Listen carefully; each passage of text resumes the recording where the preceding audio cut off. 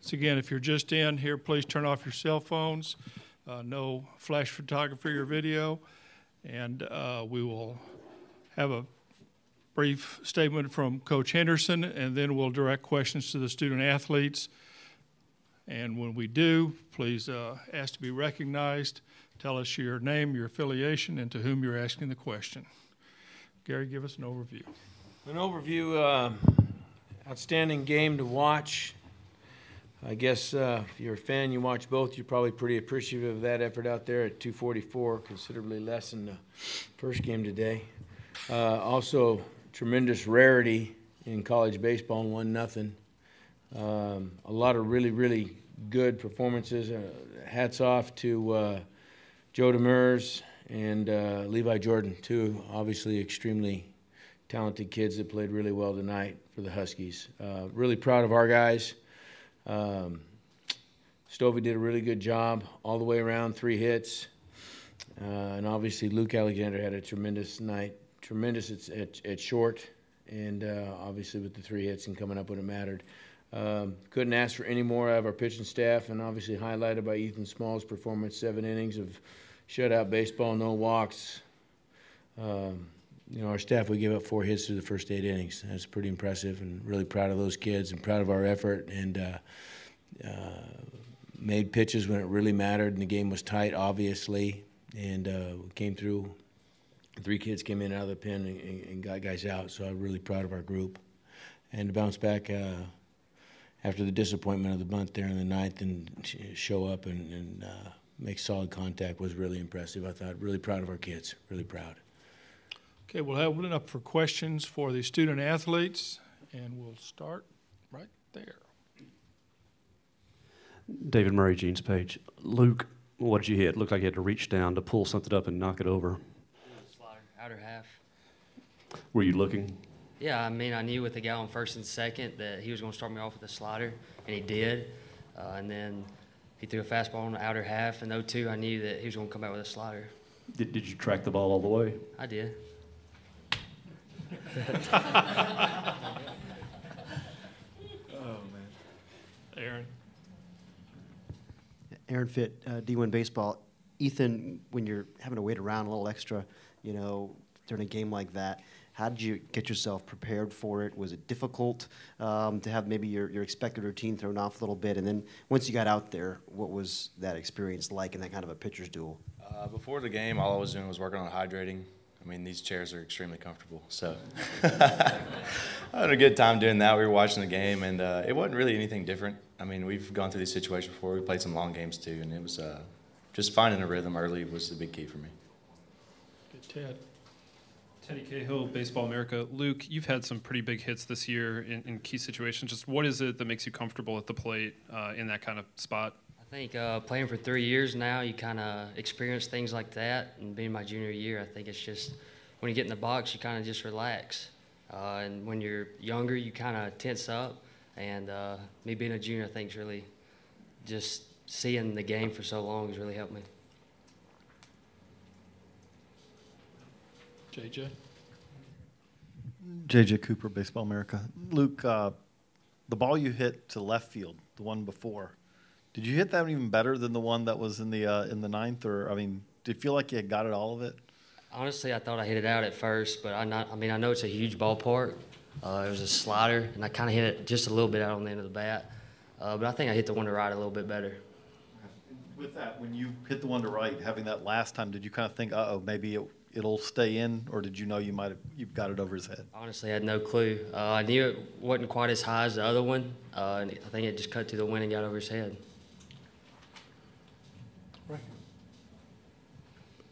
Bob Carscad, NellState.com. Hunter, this is the 3rd walk-off of the postseason, 7th of the year for y'all. It sort of give definition to what y'all's team has been all year, that when it comes time to do it, you find a way? Well, we've been through a lot this year, and when situations like that come up, we, as a staff, as a whole team, have full confidence in whoever's at the plate that it's going to happen. Just because we've Coach Henderson has made us be dogs. I mean, he's made us be grinders. So we get in the box and we have absolutely full confidence that we're going to get this done. Brett Hudson, the Commercial Dispatch. Ethan, what happened on the balk in the third?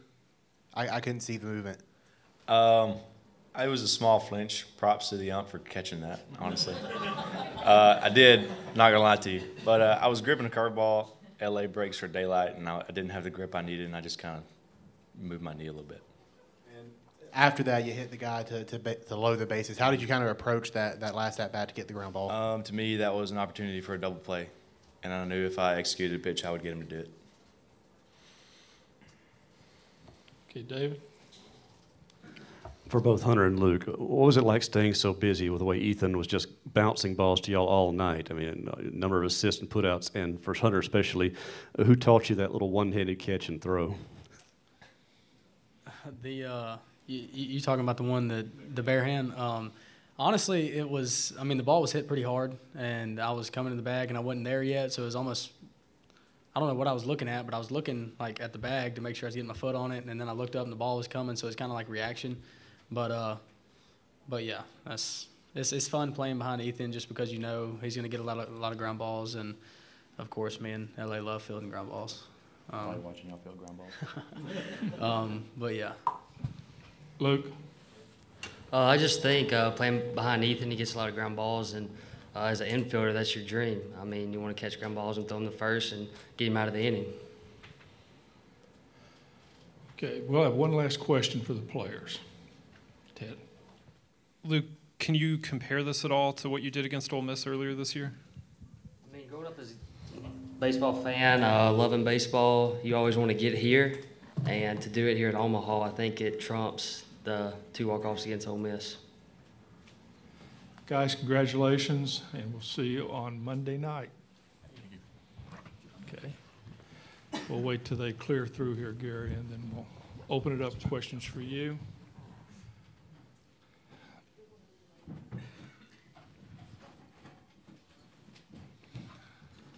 Yeah, come on this way. Good luck. Thank you. Okay, questions for Coach Henderson. Okay, Kenneth? Kenneth Pancake, the Gateway. So you guys have won a lot of close games, especially in the regionals and the super regionals, a lot of walk-offs, late runs, stuff like that. So are you more excited to grab the win or more concerned that it took another ninth inning, late inning play to get it done? Yeah, there's no concern about it. None. Really pleased that we won. Really pleased with our kids. You know, I think we're starting to get to a spot where I'm not even worried at all about, the popped up bunt, that type of a moment. And coaches know that at times I can take the air out of you, or you can get sidetracked, or you can feel sorry, self-pity, all those types of things. We just don't go there at this point. And it makes you feel really good to be with a group of people that are like that. And so we're really, really pleased to win the game, really proud of our kids. Okay, Aaron? You know, Coach, as good as Joe Demers was for them today, I mean, you guys, had 10 hits out there. It seemed like your offense kind of kept coming. What did you see from your hitters today? Well, he's good. I mean, he threw a lot of balls at the bottom of the strike zone on both sides of the plate, and he made it tough. I thought the secondary stuff was solid, not dominant. I thought the fastball at times was dominant.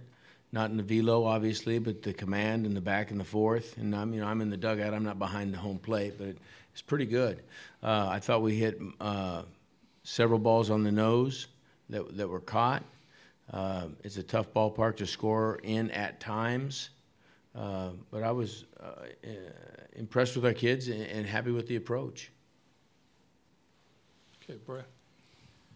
Luke had his struggles in May, hit a lot of balls hard, but didn't get a lot of hits for it. How did he kind of maintain some consistency in his approach through that time to be as good as he's been in the postseason? Well, I think the first thing you got to do is you got to learn how to deal in a mature fashion with failure in our game. And if you can't do that, it's going to be really hard no matter what position you're playing or what skill you're trying to get better at. And so, yeah, he did. He went through a spot where he hit a bunch of balls on the nose and didn't hit some balls on the nose, and didn't get any hits there for a while, or didn't get very many hits for a while. I think the biggest thing is that the people around him, including himself, you stay positive and you keep working on the basic things, and eventually it turns for you, and it did for him, and you know, he's doing well. He's doing real well for us. David? When Ethan took the ball off the calf, what did he tell you when you came over there to talk to him? And No, he didn't say much out there, and I was concerned because I think he's plenty tough. You know, most of the time guys will give you some communication, they'll say something, but he was pretty tight-lipped. I was a little concerned that that thing might be knotted up or hit him lower than I'd hoped it hit him. You know, through the 2 warm-ups, the first one was pretty tight. He got around it a little bit, and I thought the second one was much looser, and he'd lost the tension at release, I thought. You know, and then you just go back in and you see what happens, see if he's able to continue or not. But you know, it was pretty solid contact right there. You know, the kids don't understand that they can hit it back faster than you can move. That's a proven fact, and sometimes it happens, and when it does, sometimes it shocks them. But he responded really well. Teddy? Gary, what was your read on the ball off of Luke's bat there? Well, I was extremely hopeful at that point in time that it might get over his head and the Dogs would win. That was, I mean, we had talked. I mean, it wasn't like a long conversation, but we certainly were aware that they had come in with the guy at second, and, you know, they weren't playing for, you know, with 1 out and coming in and trying to catch a fly ball and, you know, eliminate a sac fly, you know, and I'm pretty aware of that. I'm not sure that LA was aware of that, but we certainly were there and you know, excited about the opportunity or potential opportunity to maybe get something over somebody's head. Okay, another question for Gary? If not, congratulations. Thanks for coming. We'll Appreciate see it. you Monday night. Monday night, Tar Heels. Congratulations on the national